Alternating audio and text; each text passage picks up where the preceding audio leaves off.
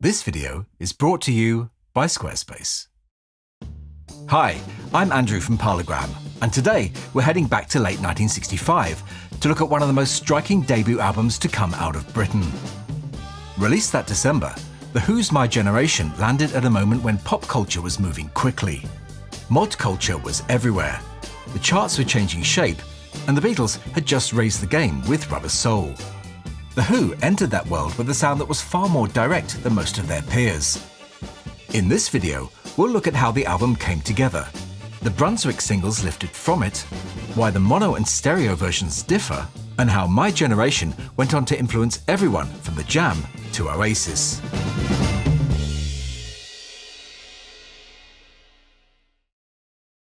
In 1965, The Who were not yet The Who as we think of them today. They were a young band from London's club circuit, still transitioning from an R&B covers group into something more original.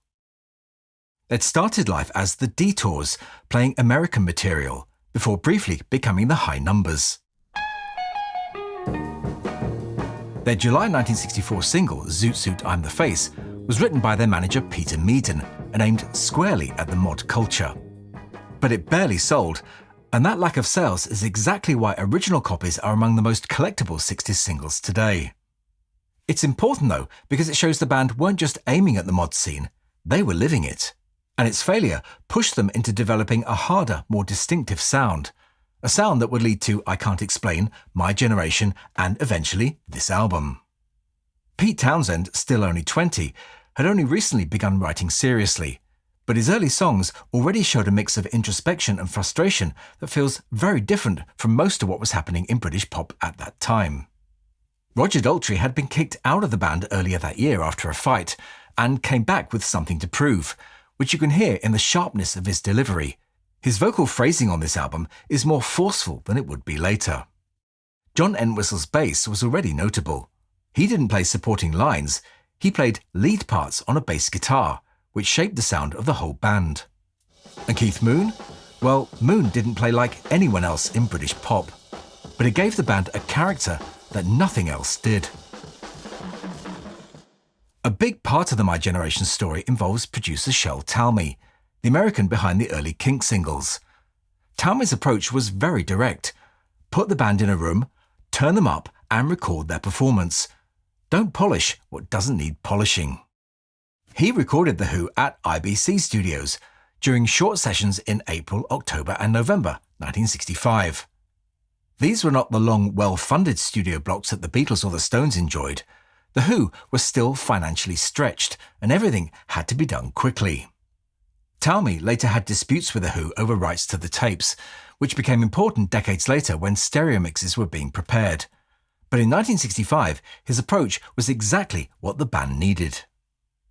To understand My Generation, it helps to look at what else was happening in Britain at the time. The Beatles had just released Rubber Soul, a more mature and carefully crafted album than anything they'd done before.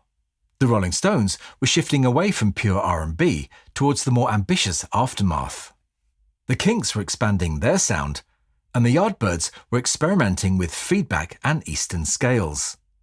The Who, by comparison, looked and sounded like an entirely different proposition.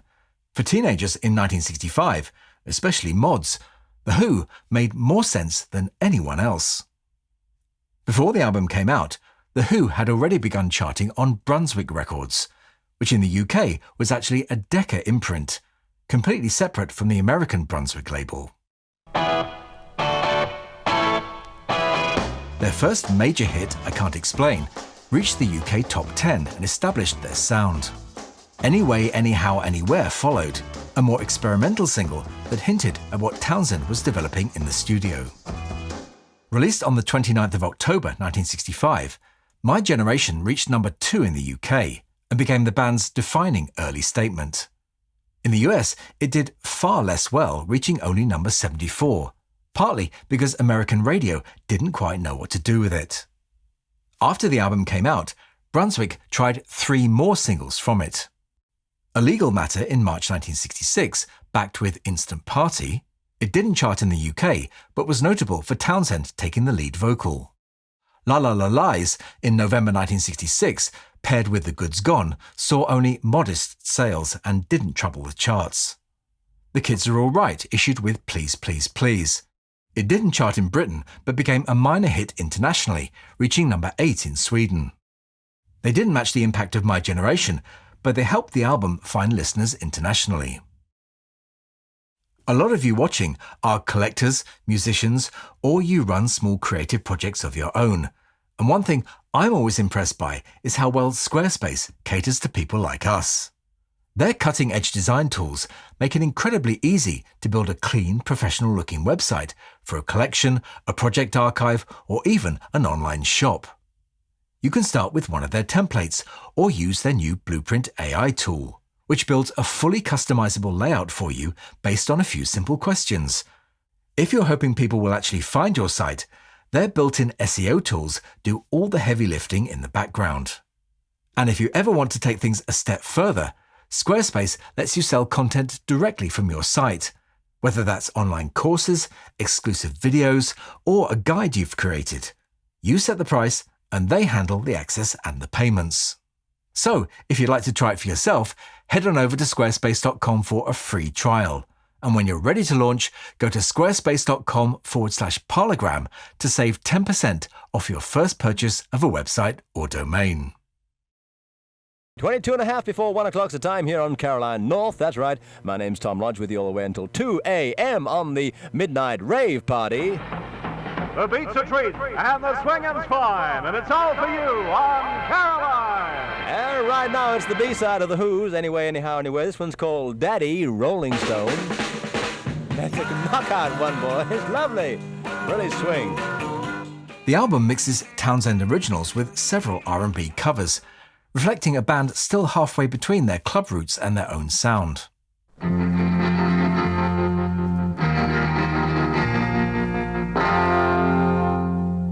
Out in the Street opens the album with a sharp, uneasy energy and sets the tone for what follows. The Goods Gone digs deeper into that tension. The lyric is uneasy, and the band never quite sounds settled, which gives the track its tension. La La La Lies is the closest thing here to straightforward pop. Another band might have taken it into the charts, but The Who give it just enough edge to stop it feeling too clean. Much too bad.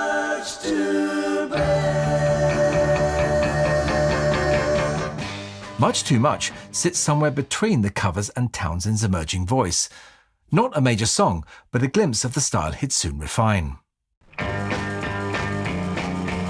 And then there's My Generation. The bass break was unusual for 1965, and Roger's stutter has been explained in various ways over the years. Whatever the reason, it became one of the defining moments of that era. The Kids Are All Right is the standout of side 2, with strong harmonies and a more developed arrangement that shows Townsend already thinking beyond the standard beat group form.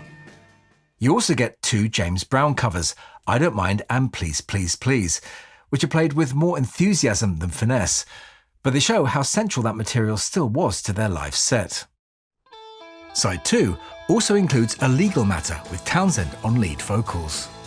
It's Not True, one of his early attempts at fast, detail-packed lyric writing, and I'm a Man, a Bo Diddley cover they attack with far more volume than subtlety.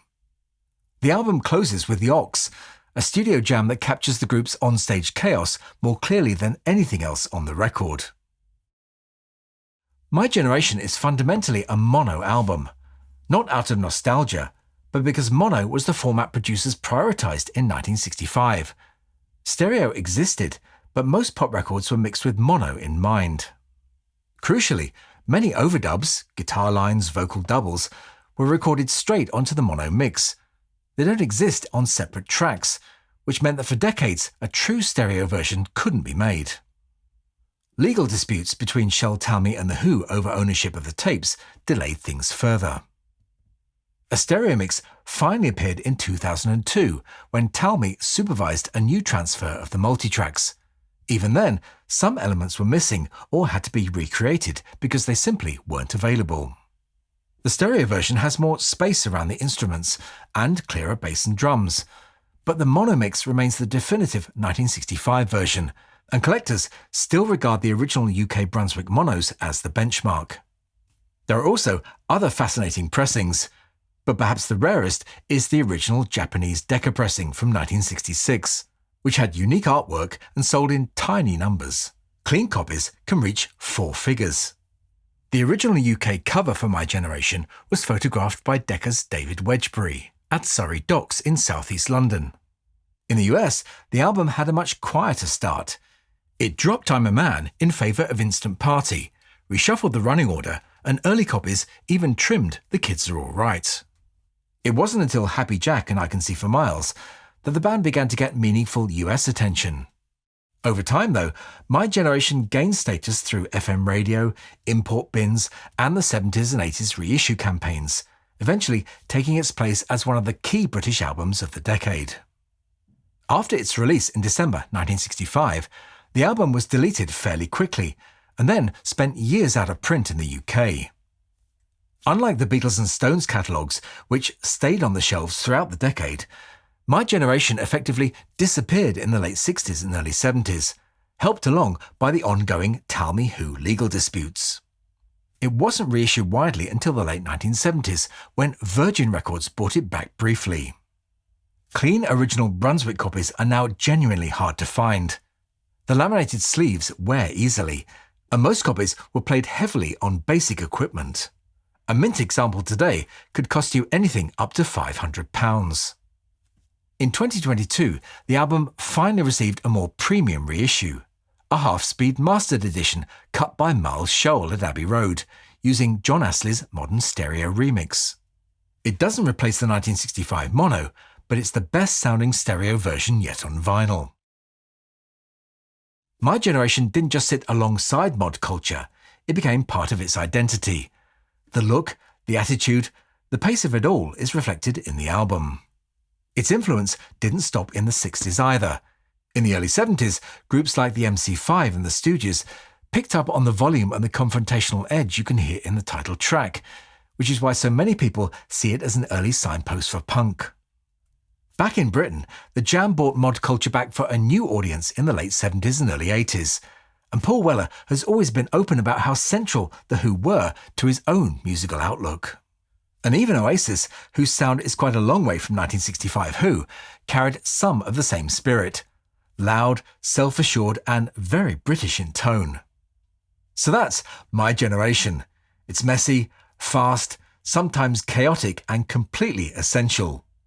It captures a band in the middle of discovering who they were. And in the process, it helped launch hard rock, punk, the mod revival, and much of what we now think of as British guitar music. Let me know in the comments which mix you prefer, the original mono or the latest stereo version, and if you've ever managed to track down an original Brunswick pressing. I'd love to hear about it. We'll be covering more of The Who's 60s output soon, along with some Kinks deep dives, so make sure you're subscribed so you don't miss out on those. In the meantime, here's a Kinks video to get you started. But that's all for this one, so I'll say bye for now, and thanks for watching.